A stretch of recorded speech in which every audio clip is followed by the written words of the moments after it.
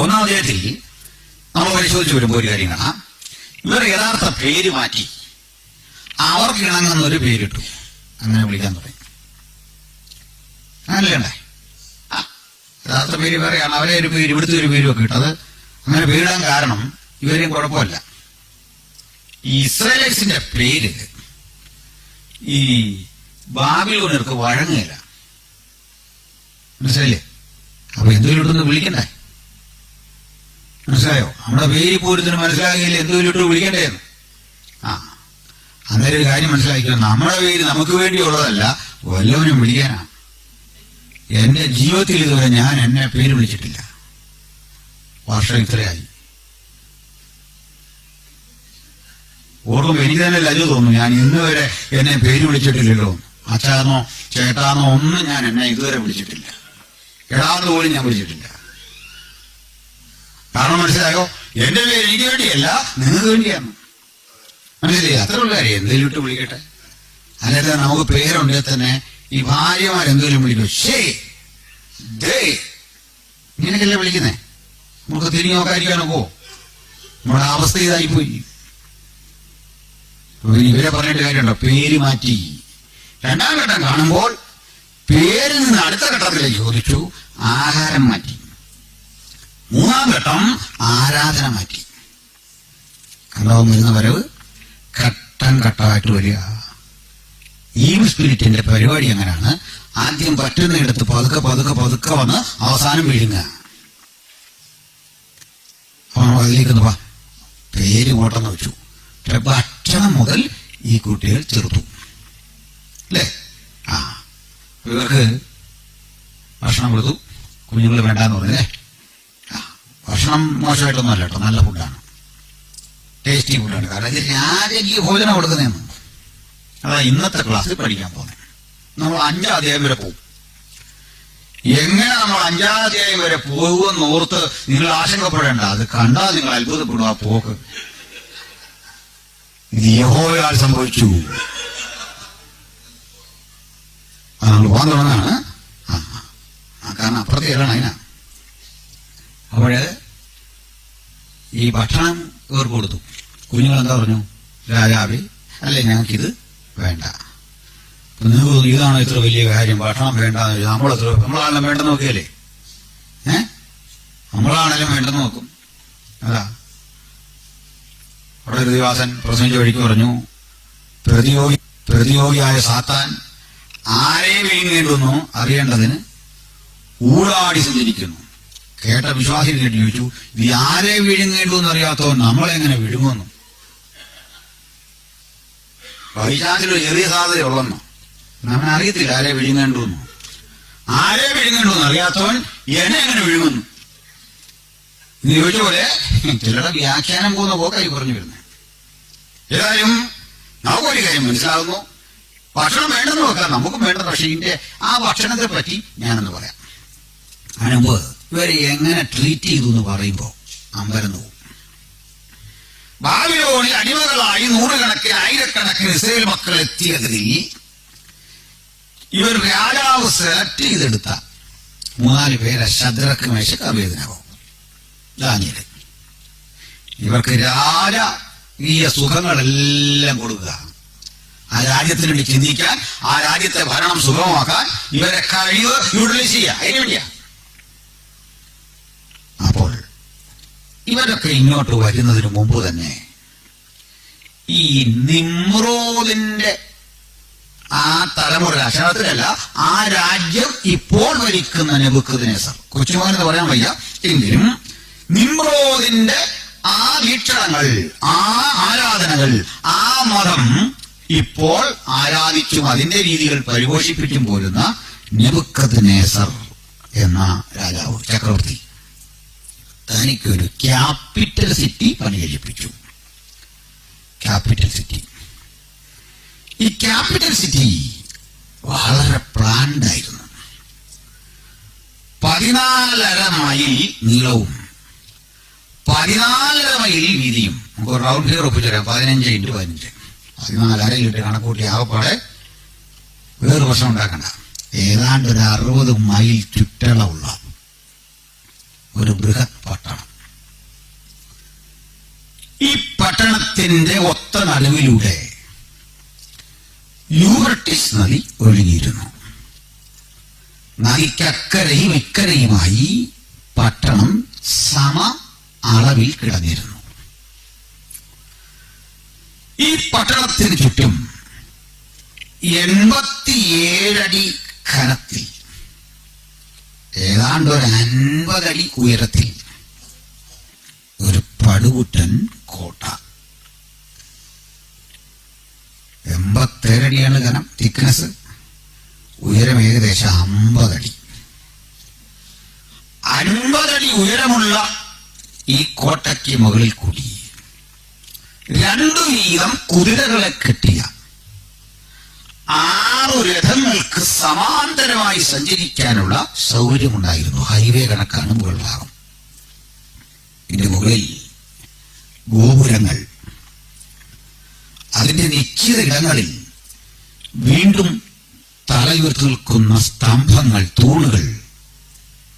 വളരെ ഡെക്കറേറ്റഡായ ഒരു വലിയ കോട്ട. ഈ കോട്ടയുടെ മുകളിൽ കൂടി ജാഗരൂകരായി ബാബിലോന്യ പട്ടാളം. നിശ്ചിത ഇടങ്ങളിൽ പ്രത്യേക റൂമുകളുണ്ട്, ഫോർട്ടുകളുണ്ട്.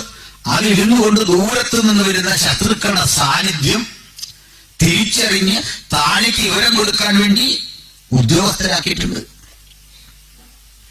ഇവിടെ ആയുധപ്പുരകളുണ്ട്. ഇവിടെ പട്ടാളക്കാർ ജാഗരൂകരായി നിൽക്കുന്നുണ്ട്. ഇതാണ് ഈ കോട്ട. കോട്ടയ്ക്കുള്ളിലേക്ക് കടക്കാൻ 1 2 അല്ല, 100 വാതിലുകളുണ്ടായിരുന്നു. 100 വാതിൽ. ഈ 100 വാതിൽ കൂടാതെ ഒരു പ്രധാന പ്രവേശന കവാടമുണ്ടായിരുന്നു, മെയിൻ ഗേറ്റ്. ആ മെയിൻ ഗേറ്റ് താമരപാളികൾ അടുക്കി വെച്ച് അത് സ്ക്രൂ ചെയ്ത് ഇരുമ്പ് ഓണാമ്പൽ ഘടിപ്പിച്ച് നിർമ്മിച്ചതാണ് അതിനടപ്പ് വാതില്. ഇതിലേക്ക് അകത്ത് കടക്കണമെങ്കിൽ മനുഷ്യൻ തള്ളിയാൽ തുറക്കാൻ വയ്യ, വലിച്ചാലും തുറക്കത്തില്ല. പരിശീലനം സിദ്ധിച്ച ആനകൾ കെട്ടിവലിച്ചു മാത്രം തുറക്കുന്ന വാതിൽ. ഇത് ആണ്ടിൽ 4 5 തവണയെ തുറക്കൂ. എന്നാൽ കാരണം രാജാവിന്റെ ബർത്ത്ഡേ, ദേവന്റെ തിരുനാളിൽ, ഉത്സവ പ്രതീതിയുള്ള ചില ദിനങ്ങളിൽ, ഒറ്റ വാക്കിൽ പറഞ്ഞാൽ നാഷണൽ ഹോളിഡേയ്സ് ഒക്കെ സെലിബ്രേറ്റ് ചെയ്യേണ്ടി വരുമ്പോൾ അന്നേ തുറക്കും. ബാക്കി സമയങ്ങളിൽ എന്ത് ചെയ്യും? ഈ 100 വാതിലിൽ ഏതെങ്കിലും ഒന്ന് തുറക്കും. സുരക്ഷ പരിഗണിച്ച് ഒരെണ്ണമേ തുറക്കൂ. ഇന്ന് തുറന്ന വാതിൽ നാളെ തുറക്കില്ല. ഏത് വാതിൽ എപ്പോൾ തുറക്കും, രാജാവ് ഇതുവഴി പുറത്തു പോകുമെന്ന് രാജാവിനും അടുത്ത അനുചരനുമേ അറിയൂ. പിന്നെ അടഞ്ഞു കിടക്കും. ചുരുക്കി പറഞ്ഞാൽ ബാബിലോന്യ കോട്ട സദാ അടഞ്ഞു കിടക്കുന്ന വാതിലുകൾ കൊണ്ട് ശ്രദ്ധേയമാണ്. ഇനി ഇതൊക്കെയാണെങ്കിലും ഇവിടെ വരെ വന്ന സ്ഥിതിക്ക് നമുക്ക് ഇതിനകത്ത് കടക്കണം വേണ്ടേ? നമ്മൾ കടക്കും. കാരണം അറിയോ, നമ്മൾ മലയാളികളാണ്. നിങ്ങൾക്ക് ഇതിനടക്കാതിരിക്കാൻ പറ്റുമോ? മലയാളി ആയിപ്പോയി എന്ന ഒറ്റ കാരണത്താൽ നമ്മളെല്ലാം ഇതിനകത്ത് കിടക്കും. ഇത് ഞാനൊന്നും പറയാൻ പറ്റിയില്ല, എങ്ങനെ തീറും ഉറപ്പ് കാര്യമാണ്. വലിയേറി മുകളിൽ ചെല്ലുമ്പോഴൊരു കാഴ്ച, ഇതുവഴി അങ്ങോട്ട് ഇറങ്ങാൻ വയ്യ. നമ്മൾ പുറത്ത് കണ്ടതുപോലെ അകത്ത് പൊക്കം കുറഞ്ഞൊരു മതിലുണ്ട്. അല്പം സ്പേസ് അവിടെ ഉണ്ട് തന്നെ. വലിയ മതിലിനകത്ത് ഒരു ചെറിയ മതിൽ. ആ വൻമതിലിൽ നിന്ന് ചെറിയ മതിലിലേക്ക് തിരികെ ഇങ്ങനെ ഭിത്തി കെട്ടി ധാരാളം കളങ്ങൾ. അതിലെല്ലാം യൂഫ്രട്ടീസ് നദിയിലെ വെള്ളം അടിമകളെ കൊണ്ട് ചക്രം ചവിട്ടി കറക്കി പമ്പ് ചെയ്യിച്ച് നിറച്ചിരിക്കുക. അതിൽ മുതലകളെ വളർത്തുകയാണ്. ഒരുത്തിനും രക്ഷപ്പെടാൻ വയ്യ. മനസ്സിലായോ? സുരക്ഷ. ഇതിനകത്തേക്ക് ഇനി അതുവഴി പോകണ്ട, നമുക്ക് എങ്ങനെയെങ്കിലും മെയിൻ ഡോർ വഴി കാലേക്കൊക്കെ പിടിച്ച് അകത്ത് പോവാം. മെയിൻ ഡോർ തുറന്നു. ഈ അറ്റം മുതൽ അങ്ങേ അറ്റം വരെ അന്തമില്ലാത്ത വിധത്തിൽ കിടക്കുന്ന പോലെ വളവും തിരിവുമില്ലാത്ത ഒരൊറ്റ പാത. ആ വഴിയുടെ രണ്ടോരത്തും, വിശാലമായ ആ റോഡിന്റെ രണ്ടോരത്തും തണൽ മരങ്ങൾ നട്ടുവളർത്തിയിരിക്കുന്നു. ആ തണൽ മരങ്ങളുടെ ശിഖരം പരസ്പരം മുട്ടി ഒരുമി നിൽക്കുക. ഒരു ഗുഹയിൽ കൂടി പോകുന്ന പ്രതീതിയിലാണ് നമ്മുടെ യാത്ര. നല്ല കുളിർമ, നല്ല സുഖം, മനോഹരമാണ് ഈ സ്ഥലം കാണാൻ. കേട്ടല്ലോ, എന്തൊരു ഭംഗിയാ നോക്കി. ഇതൊക്കെ രാജാവ് പറയുന്ന, ഞാൻ എന്റെ മഹത്വത്തിന്റെ പ്രതാപത്തിനായി പടുത്തുയർത്തിയ മഹതിയാം ഭാവിയിലല്ലയോ ഇത്, ഇല്ലേ? ഇതൊക്കെയാണെങ്കിലും ഒരു കാര്യം ഓർത്തപ്പുറ, ഈ രാജാവ് ഒരു വനവാസിയായ പെൺകുട്ടിയെ, കാട്ടു രാജാവിന്റെ മകളെ വിവാഹം കഴിച്ചിരുന്നു. ഒത്തിരി കല്യാണത്തിന്റെ ഒരു കല്യാണം. പാവളി നഗരവും പട്ടാളക്കാരുടെ ബാല്യമേളവും ചാട്ടവും ഒക്കെ കണ്ട അവൾ കാട്ടിൽ ജനിച്ചു വളർന്ന പെണ്ണല്ലേ. അവള് ആകെ പേടിച്ചു. രാജാവ് അവളെ തിരികെ വീട്ടിലെത്തിച്ചിട്ട് 3 വർഷത്തിനകം തിരിച്ചു കൊണ്ടുവന്നു. എന്നാന്നറിയില്ലേ, ഇവൾക്ക് വേണ്ടി ഇതിനകത്തൊരു വനമുണ്ടാക്കി. ആ വനം പ്ലാൻ ചെയ്തെടുത്ത് ഒരു മട്ടുപ്പാവാണ്. പ്രത്യേക തരത്തിൽ ഒരു മല പ്ലാൻ ചെയ്തിരിക്കുക. 450 ഉയരമാണതിന്. കൃത്രിമ മല. അതിൽ ഓരോ തട്ടിലേക്ക് വെള്ളം ചവിട്ടി കറക്കി കയറ്റി ഏറ്റവും മുകളിൽ നിന്ന് ആ വെള്ളം വീണ്ടും തിരികെ ഒഴുകുമ്പോൾ ഒരു ജലധാര. അവിടെയെല്ലാം ഫലമരങ്ങൾ, നല്ല പൂക്കളുള്ള മരങ്ങൾ, മുകളിൽ ഒരു കൊട്ടാരം. വീണ്ടും ഇവർക്ക് ഒരുമിച്ച് പാർക്കാൻ. ഇതായിരുന്നു നെബൂഖദ്നേസർ. എന്തോ ഭാര്യയ്ക്ക് ചെയ്തു കൊടുക്കുന്ന എന്തൊക്കെയാണെന്ന് ആലോചിച്ച്. ഇവിടെ ഒരു സാരി വാങ്ങാൻ പറയുമ്പോൾ എന്ത് പാടാന്ന് ആലോചിച്ച് നോക്കിയേ. നാട്ടിലൊക്കെ എന്റെ ഭാര്യയെ പരിഗണിച്ച രീതിയുണ്ടോ? ഇതൊന്നും പറയാൻ പാടില്ലാത്ത പെണ്ണുങ്ങൾ സ്വസ്ഥത ഇല്ല. നിങ്ങൾ ആലോചിച്ച് നോക്ക്. നെബൂഖദ്നേസർ എങ്ങനെ ഭാര്യയെ കരുതിയെന്നല്ലേ? ഇങ്ങനെയായിരുന്നു. ഞാൻ ചുമ്മാ പറഞ്ഞല്ല, ഇത് നിങ്ങൾ ഗൂഗിൾ ചെയ്താൽ കിട്ടും. ദ ഹാങ്ങിങ് ഗാർഡൻ ഓഫ് ബാബിലോണിയ. കാരണം ഇത് എവിടെ നിന്ന് നോക്കിയാലും തൊട്ടടുത്താന്ന് തോന്നും. തൊട്ടടുത്താണ്, എതിരെ സഞ്ചരിച്ചാലും തോന്നുന്ന വിധത്തിൽ അതിന്റെ പണി അത്ര ഭംഗിയാണ്. നമ്മളിഞ്ഞു വന്നു. ഈ യാത്ര ഇങ്ങോട്ട് വരുമ്പോൾ ഇതാ ഒഴുകുന്ന മനോഹരമായ യൂഫ്രട്ടീസ് നദി. അക്കരെ കിടക്കണം, പേടിക്കണ്ട. അക്കരെ ഇക്കരെ കിടക്കാൻ ഒരു മനോഹര പാലം. ആ പാലം 2 ഗോപുരങ്ങളിലാണ് താങ്ങി നിർത്തിയിരിക്കുന്നത്. ആ ഗോപുരത്തിനുള്ളിലേക്ക് കടന്നാൽ നേരെ പാലമുണ്ട്. ആ പാലത്തിന്റെ കൈവരികൾ താമ്ര നിർമ്മിതമാണ്. അത് മിനുക്കി തേച്ച് ഭംഗിയാക്കി വെച്ചിരിക്കുക. പ്രഭാത സൂര്യന്റെ കിരണങ്ങൾ അതിലേക്ക് അടിക്കുമ്പോ, അസ്തമയ സൂര്യന്റെ ഒക്കെ കിരണങ്ങൾ അടിക്കുമ്പോ ആ തങ്ക ശോഭ ഈ വെള്ളത്തിൽ മുഴുവൻ ഇങ്ങനെ പ്രതിഫലിക്കുമ്പോൾ ഇത് കാണാൻ ആളുകൂടും രാവിലെയും വൈകിട്ടും. ഇവർ വിശ്വസിക്കുന്നത് ബാൽദേവന്റെ എഴുന്നള്ളത്താണ്. ബാൽദേവൻ മണവറയിലേക്ക് തിരിച്ചു പോക്കാണ്. ഇങ്ങനെയൊക്കെ വ്യാഖ്യാനിച്ച് പുരോഹിതന്മാർ അവിടെ നിന്ന് പാടും. അത്ര ഭംഗിയാണ്. ഇനി ഇതിനകത്തേക്ക് കടന്നു കഴിഞ്ഞാൽ ഗോപുരത്തിൽ നിന്ന് ഒരു 90 ഡിഗ്രി ആംഗിളിൽ താഴേക്ക് നയിക്കുന്ന ഒരു പടിക്കെട്ട് കാണാം. ആ പടിക്കെട്ടിറങ്ങി താഴെ ചെല്ലുമ്പോൾ മറ്റൊരു കാഴ്ച, ഭൂമിക്കടിയിൽ കൂടി, ഈ നദിക്കടിയിൽ കൂടി അപ്പുറം കടക്കാൻ ഒരു രഹസ്യ തുരങ്കം. വെള്ളം ചോരാതെ പ്രത്യേക പശമണ്ണൊക്കെ തൂത്ത് പ്രത്യേക മക്കാലത്ത് കിട്ടുന്ന കൂട്ടുകളൊക്കെ കൊണ്ട് ആ സുരക്ഷിതത്വം ഉറപ്പുവരുത്തിയ ഒരു രഹസ്യപാത. രഹസ്യ തുരങ്കം പാത എന്ന് കേൾക്കുമ്പോൾ ശ്വാസം മുട്ടണ്ട. ഒരു 10,000 പേർക്ക് ഓടിക്കില്ല. അത്ര സൗകര്യ. വെളിച്ചം കിട്ടുന്ന എങ്ങനെ അറിയണ്ടേ? ഭിത്തിയൊക്കെ മാർബിളൊട്ടിച്ചിരിക്കുക. മാർബിളൊട്ടിച്ച ഭിത്തിയിലേക്ക് ലൈൻ ലൈറ്റ്, ചുണ്ണാമ്പ് ചൂളകളിൽ നിന്ന് എടുക്കുന്ന ഒരുതരം വാതകത്തിൽ വെളിച്ചം കടത്തിയിട്ട് അത് കത്തിച്ചിട്ട് ഇതിങ്ങനെ ഇങ്ങോട്ട് പ്രതിഫലിപ്പിക്കും. പോളിഷ് ചെയ്ത ഈ മാർബിൾ ഭിത്തിയിലേക്ക് അകം മുഴുവൻ ഒരരണ്ട വെളിച്ചം.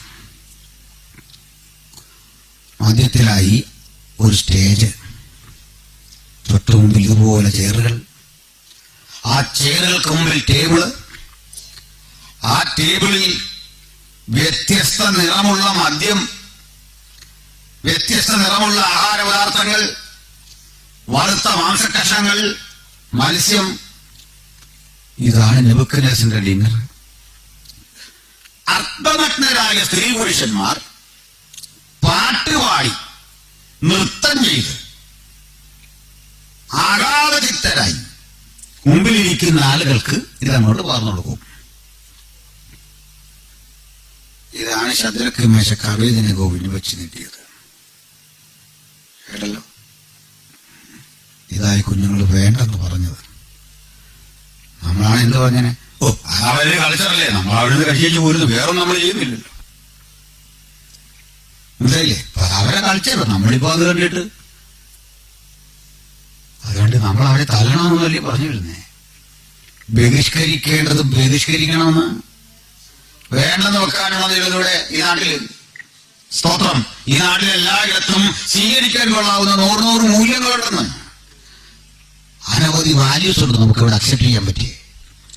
മസ്റ്റായിട്ട് റിജക്ട് ചെയ്യേണ്ട 100 കാര്യങ്ങളുണ്ടെന്ന്.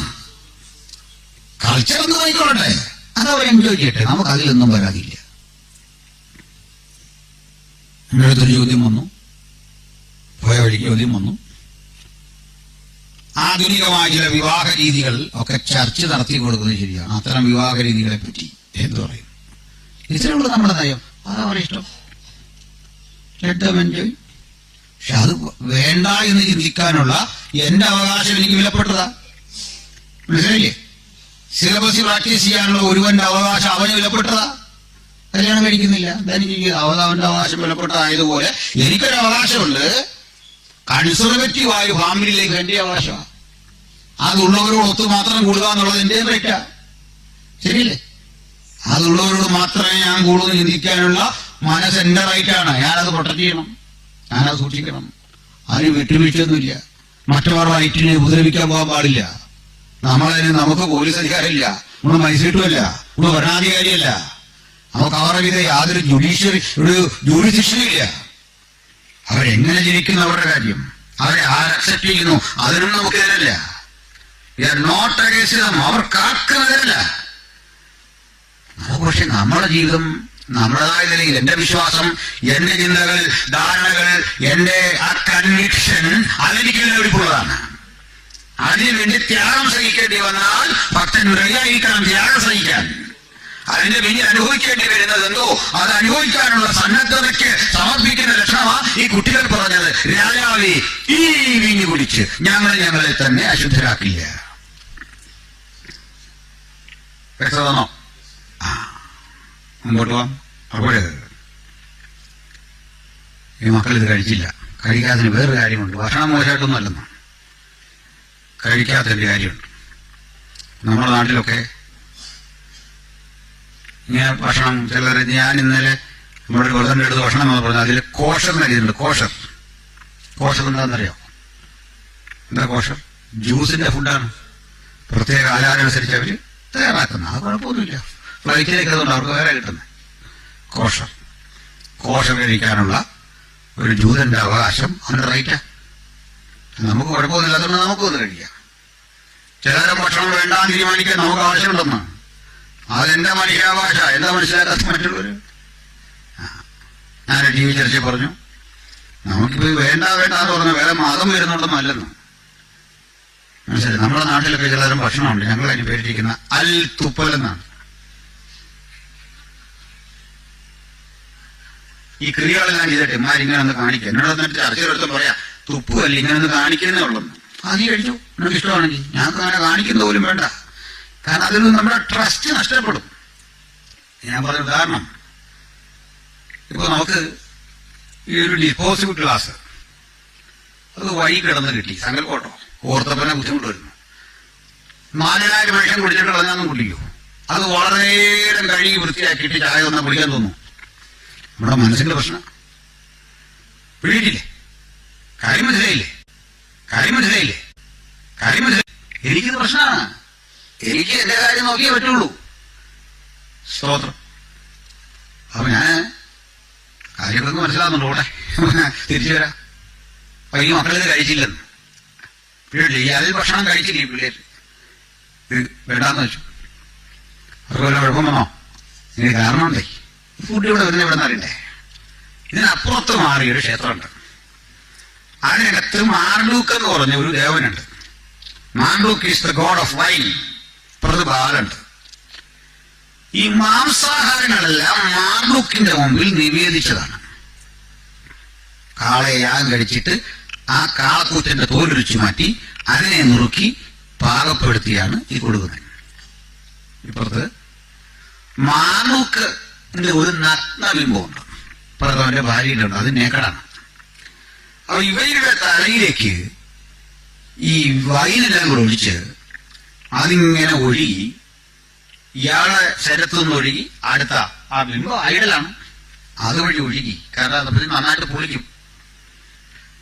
ഇങ്ങനെ കിട്ടുന്ന മദ്യമാണ് ഈ കൊണ്ടുവന്ന്, അല്ലെങ്കിൽ ഈ വൈനാണ് ഈ കൊണ്ട് വച്ചിരിക്കുന്നത്.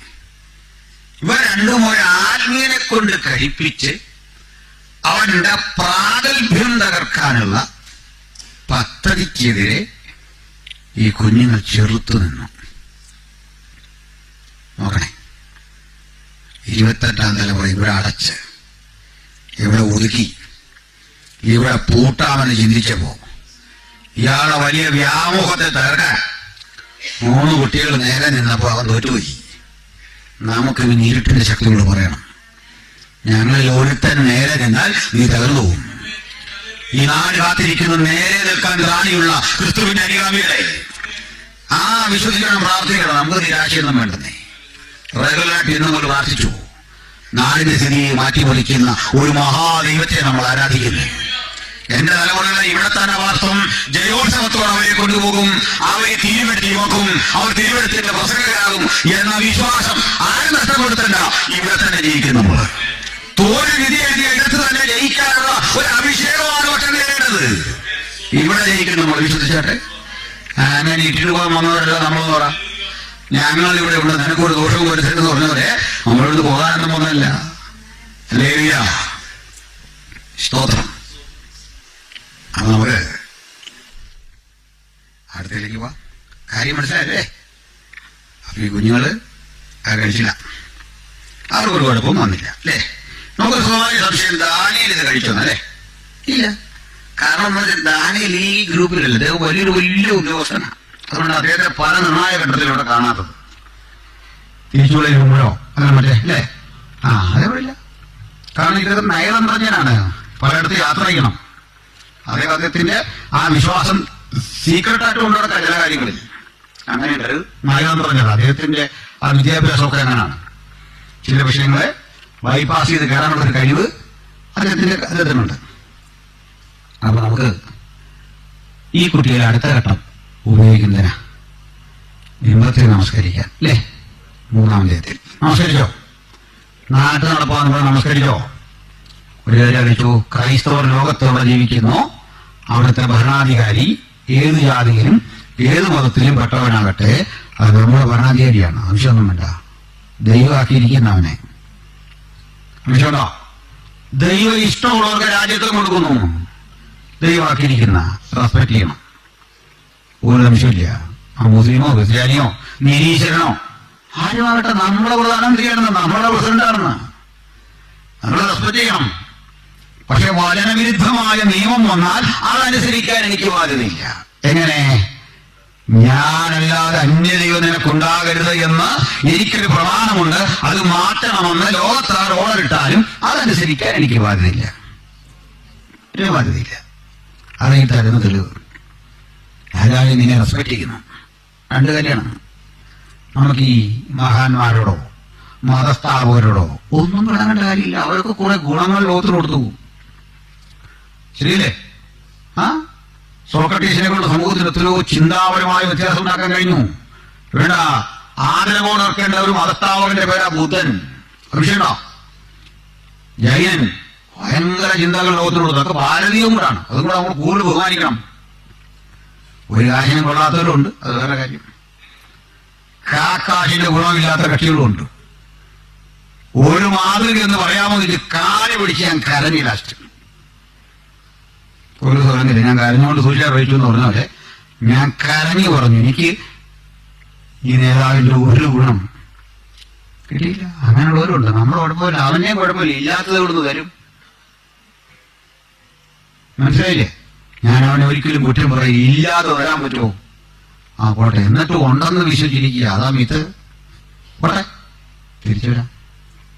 നമുക്കെല്ലാവരും ആദരവ്, ബഹുമാനം. പക്ഷെ ആരാധന ഒരാൾക്കേ ഉള്ളൂ, ഒരാൾക്ക് മാത്രം. ഹല്ലേലൂയ. ആ ഒരുവന് മാത്രമേ ആരാധനയുള്ളൂ. സൃഷ്ടാവൊഴികെ ഒന്നിനെയും ഞങ്ങൾ ആരാധിക്കില്ല. ആരെയും ആദരിക്കും? മൂർഖനോട് കീഴടങ്ങിയിരിക്കാനാ പറഞ്ഞേ, അല്ലേ? ആ, നമ്മൾ കീഴടങ്ങണമെന്നോ? ആയിക്കോട്ടെ. പക്ഷെ ആരാധിക്കുന്ന ആരെയാ? സത്യ ഏക ദൈവമായി നമുക്ക് വെളിപ്പാടിനാൽ തിരിച്ചറിവുള്ള നമ്മുടെ ദൈവത്തെ മാത്രമേ ആരാധിക്കാവൂ. അവൻ പ്രപഞ്ചനാഥനാണ്, ഉലകത്തിന്റെ മുഴുവൻ കാരണഭൂതനാണ്. ആ ദൈവത്തെ നമ്മൾ ആസ്വദിക്കുന്നത്, ദൈവത്തെ ആരും ഒരു നാളും കണ്ടിട്ടില്ല, മനുഷ്യരാരും കണ്ടിട്ടില്ലാത്തവൻ, കാണാൻ കഴിയാത്തവൻ, അടുത്തുകൂടാത്ത വെളിച്ചത്തിൽ വസിക്കുന്നവൻ. ആ ദൈവത്തെ നമ്മൾ അറിഞ്ഞത് ദൈവപുത്രനായ യേശുക്രിസ്തുവിൽ കൂടി. അത് ദൈവത്തിന്റെ വെളിപ്പാടാണ് നമുക്ക്. അപ്പോഴേ ഈ കുട്ടികൾ തീച്ചുകളിൽ വീണു, അവരവിടെ നിന്ന് രക്ഷപ്പെട്ടു. അത് കണ്ടല്ലേ? വീണപ്പോ അവർ ഒരു കത്തി പോയാൽ പോകട്ടെ. അല്ല, വിടുതൽ കിട്ടിയാൽ ഞങ്ങൾ ആരാധിക്കുന്നല്ല. വിടുതലെങ്ങനുണ്ട്? ഇതിൽ നിന്നൊരു വിടുതൽ കിട്ടിയാൽ ഞങ്ങൾ സ്ഥാനപ്പെട്ടേക്കാം. നിങ്ങളെ കണ്ടില്ലേ? ഇങ്ങനെ ഒരു പ്രസംഗിക്കുന്നു, എനിക്കൊരു പ്രമോഷൻ കിട്ടിയാൽ ഞാൻ നിന്നെ വേണ്ടെന്നാ. എന്തിനും ഇവിടെ ആളിൽ അഞ്ഞിട്ടിരിക്കുകയാണോ? ആര് പറഞ്ഞ്? അതിനർത്ഥം ദൈവം വിടുതൽ തരികയെന്നാണോ? അല്ലെന്ന്. വിശ്വാസത്താൽ അവന്റെ രോഗശാന്തിയും അവിടുത്തെ ഇടപെടലും ഒക്കെ അനുഭവിക്കുന്ന ദൈവമക്കളെ ഓർത്ത് ഞാൻ കർത്താവിനെ സ്തുതിക്കുന്നു. പ്രൈസലോ. ആ, അത് കച്ചവടം ചെയ്യാനൊന്നും പാടില്ല, കൊമേഴ്സ്യലൈസ് ചെയ്യാൻ പാടില്ല. അത്തരം പരിപാടികളൊക്കെ ഉണ്ട് നമ്മുടെ സമൂഹത്തിൽ.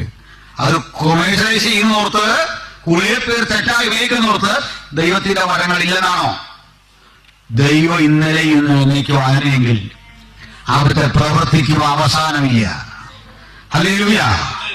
എന്നവൻ 2000 ആണ്ട് ചെയ്യോ ഉമ്മ ചെയ്യോ അല്ലല്ല, പ്രപഞ്ച സൃഷ്ടിക്ക് മുമ്പ് അവൻ ആരായിരുന്നോ അത് തന്നെയായിരിക്കും എന്നും നമ്മൾ സേവിക്കുന്ന ദൈവം. അവിടുത്തെ പ്രവൃത്തിക്ക് ഒരു കുറവും വന്നിട്ടില്ല. അത് ആവർത്തിച്ചുകൊണ്ടേയിരിക്കും. ഹല്ലേലൂയ. അത് വിശ്വസിക്കണം, അത് ആസ്വദിക്കണം. ആ, ഇനി നമുക്ക് ഈ കുട്ടികളെ നമുക്ക് കൊണ്ടുവിടാം. വേറൊരു വിഷയം എടുക്കാനുണ്ട്. രാജാവ് ഇതിന്റെ ഇടയ്ക്ക് ഒരു സ്വപ്നം കണ്ടു, അല്ലേ? അതാ പറയുന്നത്, അല്ലേ? രാജാവിന്റെ സ്വപ്നം ഓർക്കുന്നുണ്ടോ? എന്തൊക്കെയാണ് സ്വപ്നത്തിൽ രാജാവ് കണ്ടത്? ഒരു സമ്മിശ്ര ലോഹബിംബം, അല്ലേ? ഒരു സിന്തറ്റിക് മെറ്റാലിക് ഇമേജ് ആണ് കണ്ടത്, അല്ലേ? എല്ലാം ഉണ്ടെങ്കിൽ എന്തൊക്കെയുണ്ട്? ഗോൾഡൻ ഹെഡ്, തങ്കം കൊണ്ടുള്ള തല, നെഞ്ചും കൈകളും വെളിയുണ്ട്, അല്ലേ? വെള്ളി, സിൽവർ, അല്ലേ? പിന്നെ വയറും അരയും താമ്രം എന്ന് പറഞ്ഞ ബ്രാസ് അല്ലേ? കോപ്പറാണോ ബ്രാസാണോ? ബ്രാസ്. ശരി, അത് തങ്ങളിൽ വലിയ വ്യത്യാസമില്ല. ഈ ബ്രദറൻ പെന്തിക്കോസ് പറയുന്നതേ ഉള്ളൂ കോപ്പറും ബ്രാസും ഒക്കെ. ദൂരം നോക്കിയാണ്ട് ഒരു വ്യത്യാസമൊന്നും ഇല്ലെന്ന്. അതുകൊണ്ട് അങ്ങോട്ടും ഇങ്ങോട്ടും ഈ പെണ്ണ് കിട്ടൊക്കെ ചെയ്യുന്നത്. അവിടെ നിന്നുകൊണ്ട് പറയാം അങ്ങനെ ഇങ്ങനെ എന്നൊക്കെ പറഞ്ഞാലും, അല്ലേ? കോപ്പറും ബ്രാസും ഓട്ടെ. ഞാൻ എടുത്ത് എന്തുന്നാ? തൊട ഇരുമ്പുണ്ട്. പിന്നെ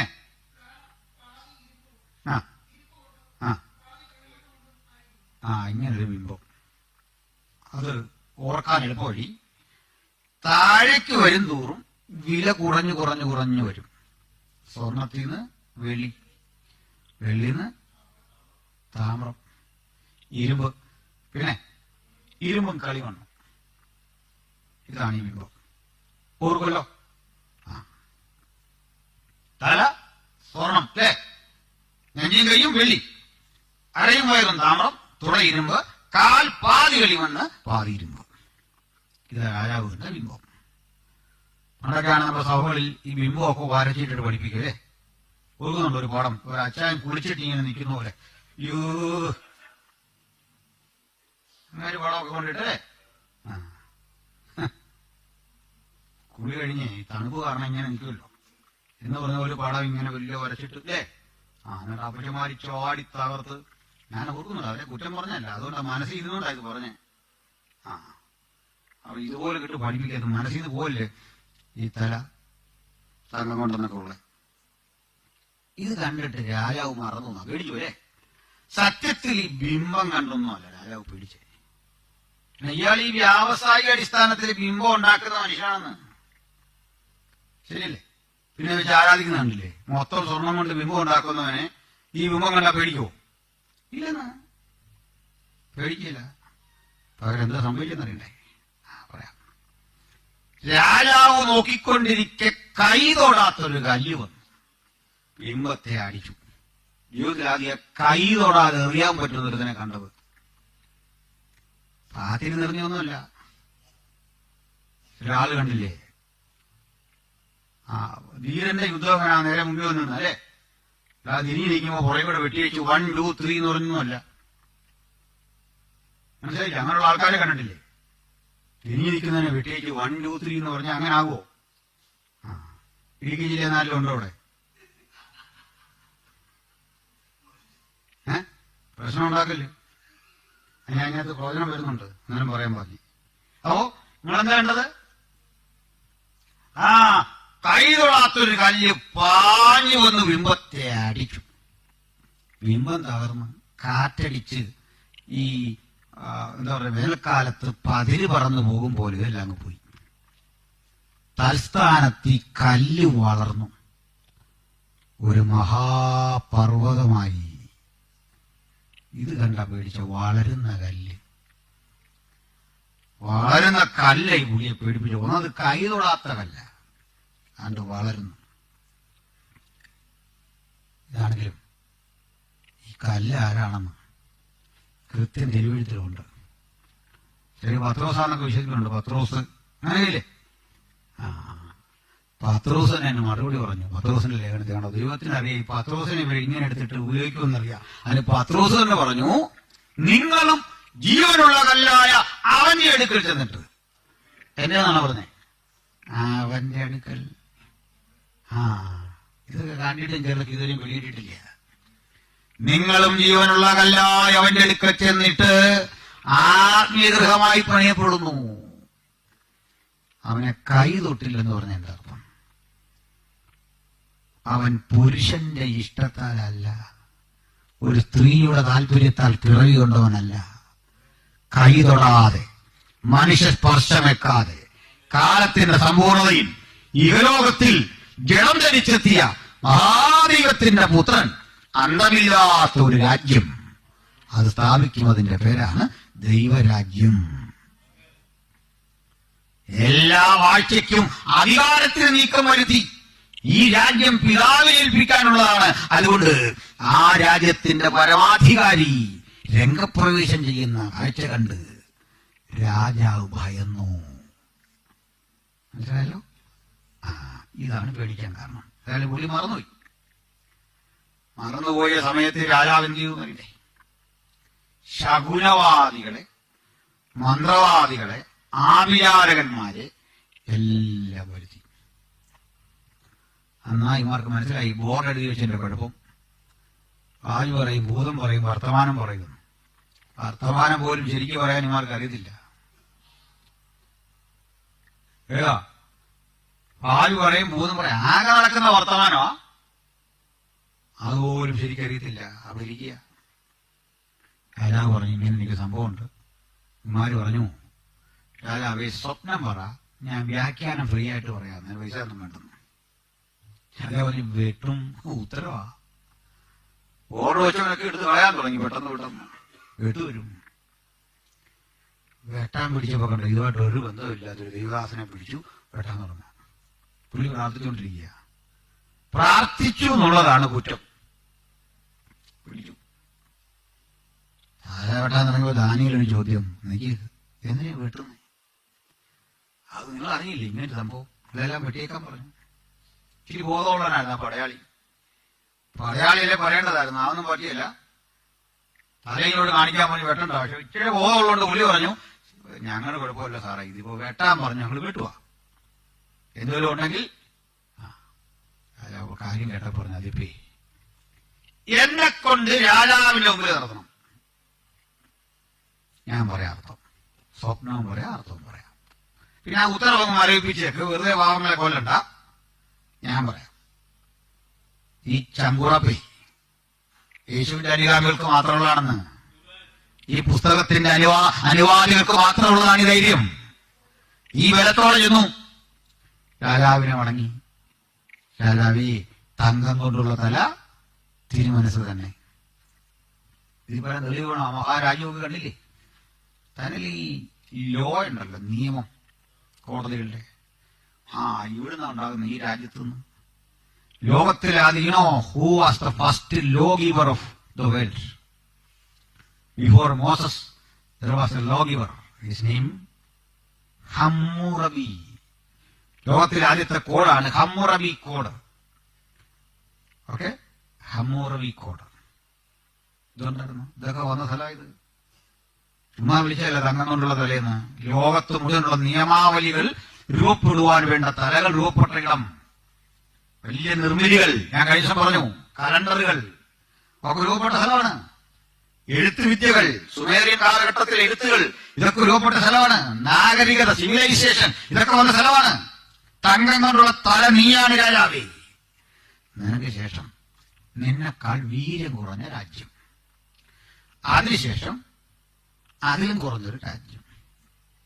ഇതെല്ലാം ഉദ്ദേശിക്കുന്ന പല രൂപത്തിലേക്ക് അർത്ഥം. അതിനുശേഷം അങ്ങനെ അത് താഴേക്ക് താഴേക്ക് വരും. അപ്പൊ ഒറ്റ വാക്കിൽ പഠിക്കാം, തങ്കമുള്ള തലയാരാ? നെബൂഖദ്നേസറുടെ ബാബിലോൺ. ഓക്കെ, ഇതിനിടയ്ക്ക് പുള്ളിക്കാരന്റെ ആ പുല്ല് നിന്ന കഥക്കാരിയല്ലോ, നമുക്ക് പറയാം. അത് ഒത്തിരി പറയേണ്ടത് നമുക്ക് അല്ലേ? അതെങ്ങനെയാന്നൊക്കെ ആൾക്കാർ ചോദിക്കുന്നത്. കള്ളവാന്നൊക്കെ പറയുന്നുണ്ട്. അങ്ങനെയല്ല, ഇതിലും മനോരോഗമാണ്. അതിൽ കന്നാലിയായി എന്ന് പുള്ളിക്ക് തന്നെ അങ്ങ് തോന്നി. അങ്ങനെയൊക്കെ ഉണ്ട് മനുഷ്യന്റെ രോഗം. മനോനില തെറ്റിപ്പോയി. ഇന്ന് അകമൊക്കെ വളർന്നത് വെട്ടാൻ സമ്മതിക്കുകയില്ല, കന്നാലി ആയല്ലോ. കുളിയില്ല, നനയില്ല, കന്നാലിയായിട്ട് അയാൾ പോയി. 7 കൊല്ലം ഇത് കണ്ടതെല്ലാം തിന്നും. ഞാൻ ആരെങ്കിലും ഇങ്ങനെ ഓർക്കാം, നമ്മളെങ്ങാനും ചെന്ന് നെബൂഖദ്നേസർ ഒന്ന് കാണാൻ നിന്ന് നമ്മൾ ചോദിക്കുക, എന്താണെന്ന് ചോദിച്ചാൽ പുള്ളിക്കാരറിയാ, അച്ഛനെ പിണ്ണാക്ക് തന്നോണ്ടിരിക്കുക, പുള്ളിങ്കുരു ഞാൻ ചൂടാക്കുന്നുണ്ട്, വെയിറ്റ് ചെയ്യേ. പുള്ളിക്കാരി എന്നെ വലിയൊരു ദുഃഖമേ. മനസ്സിലായില്ലേ? നെബൂഖദ്നേസറിന്റെ അവസ്ഥയെ രാവിലെ ഇന്ത്യൻ സമയം 8 മണിക്ക് ചിക്കനും ചപ്പാത്തിയും കഴിച്ചവനെ വൈകിട്ട് 7 ഡിന്നറിനിരുന്നപ്പോ പുല്ല് തിരിച്ച ദൈവമാ നമ്മുടെ ദൈവം. എല്ലാരും അറിഞ്ഞിരുന്നാ കൊള്ളാം. അഹങ്കാരം കൊണ്ട് ചിലരെ കൊണ്ടങ്ങ് കൈ കഴുകല്ലേ. അധികാരം കിട്ടിയ അഹങ്കാരം കൊണ്ട് ചിലരങ്ങ് വല്ലാതാകുക. ലോക നേതാക്കന്മാര് പലരും. ഓർക്കണം, ഇതാ ദൈവം. ഇങ്ങനെ ആക്കാൻ കഴിയുന്നതാണ് ദൈവം. അവൻ ഒരു നിമിഷം കൊണ്ട് താഴ്ത്തുന്നു ഒരുത്തനെ. ഇഷ്ടമുള്ള മറ്റൊരുത്തരെ എഴുന്നേൽപ്പിക്കുന്നു. ഇഷ്ടമുള്ളവർക്ക് രാജ്യത്ത് കൊടുക്കുന്നു. ഹല്ലേലൂയ. ഇതാണ് നെബൂഖദ്നേസർ. പോട്ടെ, പുള്ളിയുടെ പേരക്കിടാവിന്റെ പേരാണ് ബേൽശസ്സർ, കൊച്ചുമകൻ. ഇടയ്ക്ക് ആളുടെ ചിലടത്ത് ഈ മകൻ എന്ന് പറയുന്നത് പേരക്കിടാവോ അവന്റെ മോനൊക്കെ ആയി വരുന്ന സംഭവം ഇതിലുണ്ട്. അങ്ങനെ പറയാൻ കാരണം, ഇടയ്ക്ക് ഈ 2-3 പേരുണ്ട്, ആരും ഓർക്കുകയില്ല. മനുഷ്യന് യാതൊരു പ്രയോജനമില്ലാതെയും ആരും അറിയാതെ ഒരുത്തം വന്ന് രാജ്യം പരിചയിച്ചു പോയാൽ ആരും ശ്രദ്ധിക്കോ? ചില എല്ലാ കാലത്ത് അസ്ഥിയിലിരിക്കും, ആർക്കും ഒരു ഗുണമില്ല. ഇങ്ങനൊരാൾ ഉണ്ടായിരുന്നത് പോലും ആർക്കും അറിയാത്ത തരത്തിലെ ഭരണാധികാരികളില്ലേ? നമ്മളൊക്കെ കഴിഞ്ഞ ഈ റാവുവിന് ശേഷം ഇങ്ങനെ ഒത്തിരി പേര് മാറി മാറി മാറി വന്നൊരു കാലം ഇന്ത്യയിൽ. അന്നൊക്കെ പരീക്ഷ എഴുതുന്ന പിള്ളേർക്കായിരുന്ന ബുദ്ധിമുട്ട്. ആരാ പ്രധാനമന്ത്രി എഴുതി ഇവാലുവേഷൻ വരുമ്പോഴേക്ക് സംഗതി മാറും, ആള് മാറും. ഈ ആഴ്ചത്തെ നമ്മുടെ പ്രധാനമന്ത്രി ആരാന്ന് ചോദിച്ച കാലമുണ്ട്. അങ്ങനെ ഒരു കാലം. അത് ചിലരുടെ കോൺട്രിബ്യൂഷൻ ഇല്ലാത്തവരെ ലോകം ശ്രദ്ധിക്കരുതെന്ന്. ശരിയാണോ? ഇതൊരു സങ്കല്പം അറിയാം. അങ്ങനെ സങ്കല്പമാണോ എന്ന് അറിയില്ല, നടന്നാകണമെന്നാണ് എനിക്ക് തോന്നുന്നത്. ഒരിക്കലും ഈ അമേരിക്കയിൽ നിന്നും റഷ്യയിൽ നിന്നും ഇന്ത്യയിൽ നിന്നൊക്കെ ഉള്ള സയന്റിസ്റ്റുകളുടെ ഒരു സമ്മേളനം നടന്നു. ഈ പ്ലാസ്റ്റിക് സർജറിയെ പറ്റിയൊക്കെ ഉള്ള ചർച്ചകളാണ്. ആ പ്ലാസ്റ്റിക് സർജറി എവിടെ വരെ എത്തി എന്നൊക്കെ പറയാൻ വേണ്ടി അതിന്റെ അനന്ത സാധ്യതകളെ പറ്റിയൊക്കെ പറഞ്ഞ വഴിക്ക് റഷ്യക്കാരൻ പറഞ്ഞു, അംഗവൈകല്യമുണ്ടാകുന്നതിന് മനുഷ്യനെ ട്രീറ്റ് ചെയ്ത് ശസ്ത്രക്രിയൊക്കെ നടത്തി ഞങ്ങള് ആർട്ടിഫിഷ്യൽ കാലവനെ വെച്ചു. അവൻ അതുകൊണ്ട് ഇപ്പൊ ഫുട്ബോൾ കളിച്ചെത്ത് ഗോൾ അടിച്ചെന്നറിയാവുന്നു. അമേരിക്കാരൻ പറഞ്ഞു, ഞങ്ങളുടെ അടുത്തിന് കൈയില്ലായിരുന്നു, കൈ പോരായിരുന്നു. അവന് ഞങ്ങള് ഇതുപോലെ ആർട്ടിഫിഷ്യലായ കൈ സംഘടിപ്പിച്ചു, അതുകൊണ്ട് അവൻ ബാഡ്മിന്റൺ കളിക്കും. ഇപ്പോ അവനത് പരിശീലിപ്പിക്കാന്നില്ല ബാഡ്മിന്റൺ. നമുക്ക് താഴാനൊക്കോ എവിടെയും പോയി. നമ്മുടെ പറയുന്നത് ഇന്ത്യക്കാരൻ പറഞ്ഞു, ഞങ്ങളുടെ ഒരുത്തിന് തലയില്ലായിരുന്നു, ഞങ്ങൾ അവന് മരം കൊണ്ടൊരു തലയുണ്ടാക്കി വെച്ചു. ഒരു ദീർഘവർഷം ഞങ്ങളുടെ പ്രതിരോധ മന്ത്രിയായിട്ടും മുഖ്യമന്ത്രിയായിട്ടും ഒക്കെ നാട് ഭരിച്ചു. അറിയാമെന്ന് ചോദിച്ചു. ഇങ്ങനെയുള്ള മനുഷ്യരുണ്ട്. അതായി മനസ്സിലാക്കാൻ വേണ്ടി ഈ പറഞ്ഞു തരുന്നത്. ആർക്കും ഒരു ഗുണമില്ല. ഇങ്ങനെ ആളുണ്ടോ പോലും ആർക്കും അറിയില്ല. ഇത്തരം മനുഷ്യരുണ്ട്. അതുകൊണ്ട് അവരെ എഴുതി വരുമ്പോ ആർക്കും താല്പര്യമില്ലെന്നതാ. ഇതുപോലെ നെബൂഖദ്നേസറിന് മക്കളുണ്ട്, അതിന്റെ ഇടയിൽ മക്കളുണ്ട്. ദാനി പോരുത്തൻ അവർ ശ്രദ്ധേയനാണ്. ചരിത്രം എപ്പോഴും ശ്രദ്ധേയരെ മാത്രം ഓർക്കൂ. ഇതുകൊണ്ട് ആ കയ്യിന്റെ ഭാര്യ ആരാന്നൊക്കെ ആ മൊത്തം പെൺപിള്ളേരെ വേദന്റെ കാര്യമില്ലെന്ന് മനസ്സിലായോ? ഒരുത്തനോട് ചോദിച്ചു ഒരിക്കല്, പൗലോസ് വിവാഹിതനാണെന്ന് ഞാൻ തെളിയിക്കും, അയാളുടെ ഭാര്യ എവിടാന്ന് നിങ്ങൾ പറയണം. ഞാൻ പറഞ്ഞു, ഇത്രയും തെളിയിക്കാമെങ്കിൽ ഭാര്യ വിളിക്കാതെ തെളിയിക്കും. ഈ പാതിപ്പണി നമുക്ക് ഇടേണ്ട കാര്യമുണ്ടോ? ഒക്കുന്നില്ലെന്നുണ്ട് പറയാ. അദ്ദേഹം എന്തുകൊണ്ട് ഭാര്യയുടെ പേര് ഞാൻ എഴുതിയില്ല, അത് പറഞ്ഞിട്ട് പോയാൽ മതി. ഞാൻ പറയുന്നത് പൗലോസിന്റെ ഭാര്യയുടെ കാര്യം എഴുതേണ്ട പുസ്തകമല്ല, അതിന് ഡയറി മേടിച്ചോണം വേറെ. അങ്ങനെ എന്തെല്ലാം അപകടങ്ങളിൽ നിന്ന് പാവപ്പെട്ട് എന്നെ ദൈവം രക്ഷിച്ചിരിക്കുന്നു. ഇനിയും അവൻ രക്ഷിക്കും, എനിക്ക് ഉറപ്പാണ് ഇത്തരം കാര്യങ്ങളിൽ നിന്ന്. പോട്ടെ. അപ്പോ നെബൂഖദ്നേസറിന്റെ കൊച്ചുമോന്റെ പേരെന്തായിരുന്നു? ബേൽശസ്സർ.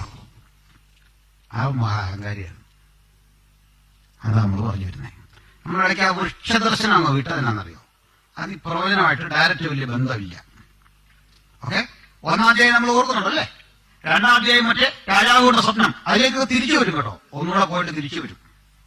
നമ്മളിപ്പോ ഒരു ലൈൻ അടിച്ച് ഇങ്ങനെ പോവാണ്. അപ്പോ 3-ാമത്തെ സ്വർണ്ണബിംബം അതും അറിയാം. 4 നമ്മളങ്ങ് വിട്ടു. 5-ലെത്തുകയാണ്. എന്താ പറയണ്ടേ? ഈ ബേൽശസ്സറിന് ഒരാഗ്രഹം, തൊട്ടടുത്ത് കിടക്കുന്ന പേർഷ്യ ആക്രമിച്ച് കീഴടക്കണം. അത് ഇറാഖിന്റെ അന്നത്തെ ചക്രവർത്തിക്ക് ഒരാഗ്രഹം. ഇറാനാണ് പേർഷ്യ. ഓക്കെ, അത് തങ്ങളെ കാൽക്കീഴാക്കണം. അയാള് സന്നാഹങ്ങളെല്ലാം ഒരുക്കിയപ്പോ ആക്രമിക്കാൻ പോയാൽ ബാബിലോണിയ പട്ടാളം എന്താ ഭയങ്കര ചിട്ടയാണ്. അങ്ങനെ ഒത്തിരി ജയിക്കാൻ പറ്റാത്ത നല്ല കെട്ടുറപ്പുള്ള പട്ടാളമാണ്. ഭയങ്കര ഇന്റലിജൻസ് ആണ്, ചാരപ്പുറ ശക്തമാണ്. ഇതൊക്കെ ആണെങ്കിലും എന്താണെങ്കിലും മറ്റൊരു വാർത്ത കിട്ടി. ആർക്കാ? പേർഷ്യൻ രാജാവായ സൈറസ്, ധാരാളം ബൈബിളിൽ കോരസ്, വാർത്ത കിട്ടിയ ഒരു സംഭവം വരുന്നു. അവന്റെ ചാരന്മാര് ഇന്റലിജൻസ് അത് അവന് ചോർത്തി കൊടുത്തു. നമുക്കിത് കേട്ടപ്പോ ഒരു വിശ്വാസം വരാത്തത്, ഭാഗം നമ്മുടെ മൻമോഹൻ സിംഗിനെയും കൂടെ വഴിതെറ്റിച്ച ഒരു ഇന്റലിജൻസ് നമ്മുടെ കേരളത്തിലുള്ളത്. തിരുവനന്തപുരം വഴി പുള്ളി അലഞ്ഞ് തിരിഞ്ഞ് ഓട്ടോറിക്ഷ പിടിച്ച് ഓർക്കുന്നുണ്ടോ? 2 തവണ, ഒരു തവണയല്ല 2 തവണ. ഞാനൊന്നും മറക്കില്ല. ഇവരൊക്കെയാണ് നമ്മളെ രക്ഷിക്കുന്നത്. പോട്ടെ. പക്ഷേ സൈറസിന്റെ പടയാളികൾ മണത്തറിഞ്ഞു ഇങ്ങനെ യുദ്ധം വരുന്നു. സൈറസ് ഉറപ്പിച്ചു, യുദ്ധം വന്നാൽ നമ്മൾ തോക്കും. അങ്ങനെ അത് ഒരു യുദ്ധം തോക്കും എന്ന് ഉറപ്പ് വന്നാൽ എന്ത് ചെയ്യണം? ഒന്ന് കീഴടങ്ങണം, പിന്നെന്താ? തിരിച്ചടിക്കണം. 2, പിന്നെ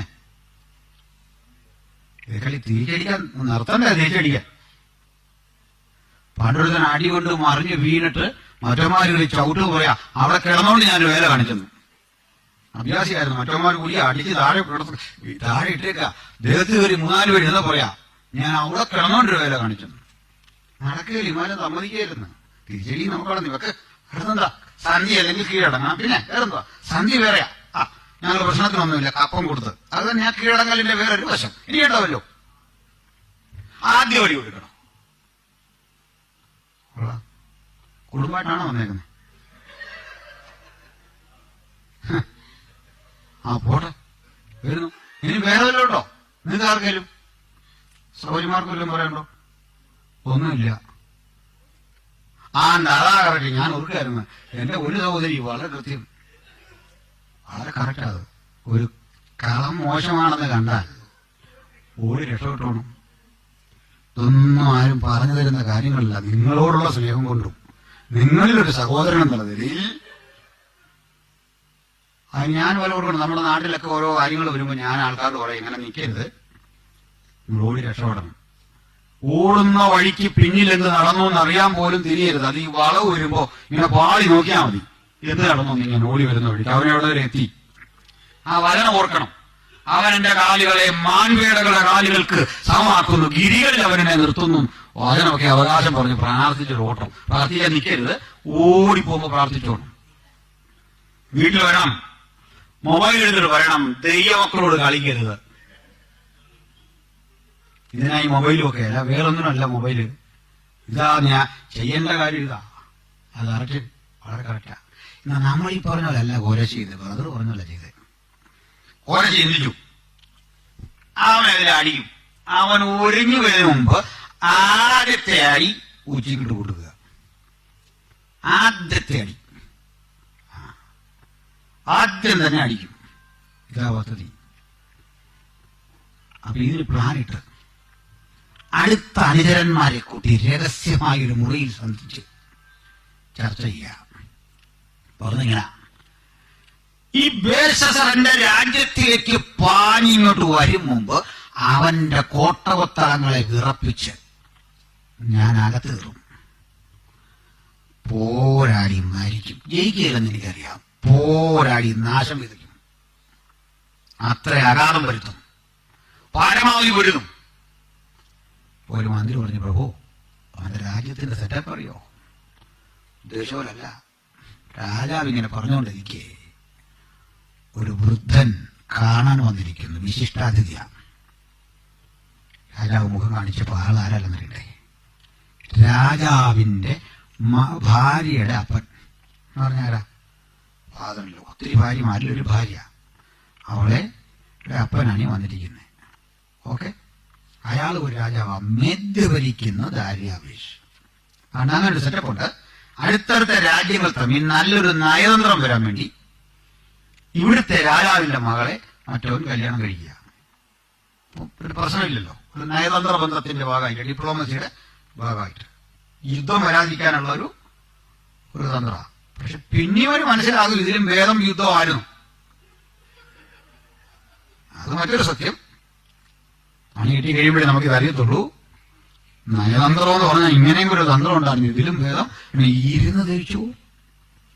കല്യാണം കഴിക്കാത്ത കുഞ്ഞുങ്ങളിവിടെ ഞാൻ പറയാം, മോനെ പെണ്ണ് കിട്ടുന്നതും വണ്ടി മേടിക്കുന്നതും സൂക്ഷിച്ചോണം. അന്നും നമുക്ക് പണി തരും. അതായി പറഞ്ഞു വരുന്നത്. സൂക്ഷിച്ചില്ലെങ്കിൽ നമ്മളെ കൊണ്ട് നടക്കാൻ മേടിച്ച വണ്ടി നമ്മൾ ഇതും കൊണ്ട് നടക്കേണ്ടി വരും ലാസ്റ്റ്. ശ്രദ്ധിച്ച്. അപ്പൊ ഇവനൊരു കല്യാണം കഴിച്ചു. ഇവന്റെ അമ്മായിപ്പന്റെ പേരെന്താ? ദാര്യാവേശ്. ഇവന്റെ പേര് സൈറസ് അല്ലെങ്കിൽ കോരശ്. കേട്ടോ അല്ലേ? ഈ കോരശ് ഈ ഇങ്ങനെ ചർച്ച ചെയ്തുകൊണ്ടിരിക്കുമ്പോ ഈ ഫാദറിലോ വന്നിട്ട് പറഞ്ഞു, മോനെ നീ ബാബിലോണിനോട് പൊരുതാൻ പോകുന്നു കേട്ടു, നേരാണോ? പിതാവേ സത്യമാണ്. 87 അടി കനവും 50 അടി ഉയരവും 60 മൈൽ ചുറ്റളവുമുള്ള അവന്റെ കോട്ട. ഞാൻ അളവ് പലതവണ പറയുന്നത് മനസ്സിൽ കിടക്കാനാണേ. നിനക്കറിയോ? സദാ അടഞ്ഞു കിടക്കുന്ന അവന്റെ കൊട്ടാരത്തിലേക്കുള്ള പ്രവേശന കവാടം അതറിയോ? ആണ്ടിൽ വല്ലപ്പോഴും മാത്രം തുറക്കുന്ന പ്രധാന ഗേറ്റിനെ പറ്റി അറിയാവോ? നിനക്ക് എന്തറിയാം? നീ എങ്ങനെ യുദ്ധത്തിന് പോന്നെ? പിതാവേ, ജയിക്കാൻ പോവല്ല, പൊരുതി മരിക്കാൻ പോവാ. അപ്പച്ചൻ പറഞ്ഞു, മോനെ, നീ പൊരുതി മരിക്കുകയൊന്നും വേണ്ട, ജയം നിനക്കുള്ളതാ. ധൈര്യപ്പെട്ടു, നിനക്കൊപ്പം ഞാനും എന്റെ സൈന്യവും കൂടെ വരും. അദ്ദേഹം പറഞ്ഞത് വേണ്ട, ഞാൻ യുദ്ധത്തിൽ പട്ടുപോയാൽ ഈ രാജ്യം, ഇവിടെയുള്ള എന്റെ ജനം, അവരെ അങ്ങ് നോക്കണം. ഞാൻ പൊരുതി മരിക്കും, അവനെ തകർക്കും, ഈ രാജ്യം അങ്ങ് നോക്കണം. അമ്മായപ്പൻ പറഞ്ഞ, മോനെ, ഈ അപ്പനെ പറ്റി നീ എന്താ ഗ്രഹിച്ചേ? ഒരു പക്ഷിയും കുറുകെ പറക്കാത്ത അവന്റെ രാജ്യതലസ്ഥാനല്ലേ, 87 അടി കനമുള്ള മതിലില്ലേ, അതിനകത്ത് നുഴഞ്ഞു കടക്കാൻ ഞാനൊരു രഹസ്യ വഴി കണ്ടെത്തി. വേഷം മാറി എന്റെ പടയാളികൾ കഴുതപ്പുറത്തും ഒട്ടകപ്പുറത്തും ആയുധം വെച്ചു കിട്ടി സുഗന്ധ വസ്തുക്കൾ വിൽക്കുന്ന വ്യാപാരികളുടെ വേഷത്തിൽ അകത്ത് കടന്നു കഴിഞ്ഞു. ഒരു വിസിൽ മുഴങ്ങേണ്ട താമസം അടി തുടങ്ങും. പെർഫ്യൂമൊക്കെ വിൽക്കുക കക്ഷികൾ, പക്ഷെ കയ്യിലായുധരിക്കുക, തകർക്കും. ഇയാൾക്ക് അത്ഭുതം. പ്രഭു, അങ്ങ് എന്തായി പറയുന്നേ? എങ്ങനെ ഇത് സാധിച്ചേ? പറഞ്ഞു, അതെ, അവന്റെ രാജ്യത്തിന്റെ ഒത്ത നടുവിലൂടെ ഒഴുകുന്നൊരു നദിയില്ലേ, എന്നതാ യൂഫ്രട്ടീസ്. അതിന്റെ ഉത്ഭവസ്ഥാനം ഓർക്കുന്നുണ്ടോ? ഇന്നലെ ഞാൻ പറഞ്ഞപ്പോ ഉറങ്ങിയതിന്റെ ബുദ്ധിമുട്ട് മനസ്സിലായോ? ഉത്ഭവസ്ഥാനത്തെ ലക്ഷക്കണക്കിനായ എന്റെ അടിമകളെ വിട്ട് ചിറകെട്ടി വെള്ളം ഗതി തിരിച്ചു വിട്ടു. ഉണങ്ങിയ നിലം താഴോട്ട്. ഇതെന്താ സംഭവിച്ചതെന്ന് താഴെ അറിയാൻ മൊബൈലൊന്നും ഇല്ലെന്ന്, ഗൂഗിൾ മാപ്പൊന്നുമില്ല. ആ ഉണങ്ങിയ നിലത്തുകൂടി എന്റെ പടയാളികൾ അകത്ത് കയറി. കണ്ടല്ലോ, ഇത് ബൈബിളിലുണ്ട്, വീട്ടിൽ പോയി വായിച്ചാൽ മതി. യെശയ്യാ 21 പറയുക, തെക്ക് നിന്നത് വരുന്നു, ചുഴലിക്കാറ്റടിക്കും പോലെ അത് വരുന്നു ഈ സൈന്യം. വീണ്ടും പറയാ, നീ എന്ന് കാവൽക്കാരനെ നിർത്തിക്കൊള്ളുക, അവൻ കാണുന്നത് നിന്നെ അറിയിക്കട്ടെ. ഈരണ്ടായി വരുന്ന കഴുതപ്പടയെ ഒട്ടകപ്പടയെ കാണുമ്പോൾ അവൻ അതീവ ജാഗ്രതയോടെ ശ്രദ്ധിക്കട്ടെ. ഒത്തിരി കാര്യങ്ങളുണ്ട്, ഇങ്ങനെയൊന്നും പറയേണ്ടത്. ദിവസങ്ങൾ കൊണ്ട് തീർക്കേണ്ട പ്രവചന ഭാഗം നമ്മൾ 5 ദിവസം കൊണ്ട് അടിച്ചു തീർക്കുകയാണ്. പേരെ നീട്ടാൻ നേരമില്ല. ഏതായാലും അമ്മായിയപ്പനോട് മരുവൻ പറഞ്ഞു, അപ്പൻ അങ്ങനെ പോര്, വളഞ്ഞുള്ള അടി എനിക്ക് താല്പര്യമില്ല, ഒരു സപ്പോർട്ട് ചെയ്യൂ, ഞാൻ ആ അഭിമുഖമായി പൊരുതും. നേരെ ഞാനങ്ങ് ചെല്ലും, പടപൊരുതും. അങ്ങനെ ബേൽശസ്സറിന്റെ സേനയ്ക്ക് നേരെ ഈ കോരശ് നേരെ അങ്ങ് ചെന്നു. കോരശിന്റെ യാത്ര കണ്ട് കോരേശ് ജനിക്കുന്നതിന്റെ 100 കൊല്ലം മുമ്പ് യെശയ്യാ എഴുതി, കോരേശ് എന്റെ ഇടയൻ, അവൻ എന്റെ ഹിതം നിവർത്തിക്കും. മനസ്സിലായല്ലോ? കോരേശന്റെ അഭിഷിക്തനാണ്, നീ എന്റെ ഹിതം നിവർത്തിക്കും. എന്തിനാ? ഇവിടെ കുടുങ്ങിപ്പോയ ഇസ്രയേൽ മക്കളെ വാഗ്ദത്തദേശത്ത് മറ്റൊരു രാജാവിന്റെ പേരായിരുന്നു കോരശ്. മനസ്സിലായല്ലോ? നമ്മൾ നീ വഴിയുടെ നിർത്തുകയാണ്. കോരശ് വന്നു, കോട്ടയുടെ മുമ്പിൽ നിന്നു ബൈബിളിലെ വാക്യം ഉദ്ധരിച്ച് നാളെ നമ്മൾ ഇതിന്റെ ബാക്കി പറയും. ഇനി നമ്മൾ പുറകിലേക്ക് ഇറങ്ങില്ല, നിങ്ങൾക്കൊരു ടച്ചായി കാര്യങ്ങളിൽ. അതുകൊണ്ട് വേഗത്തിൽ നമ്മൾ മുമ്പോട്ട് പോകും. കോരശ് അവിടെ നിൽക്കട്ടെ, ബാക്കി കാര്യങ്ങളിൽ പ്രാർത്ഥന പുരസ്സരം നാളെ നമുക്ക് വിചിന്തനം ചെയ്യാം. ഈ വചനങ്ങളാൽ കർത്താവ് നമ്മളെ അനുഗ്രഹിക്കട്ടെ.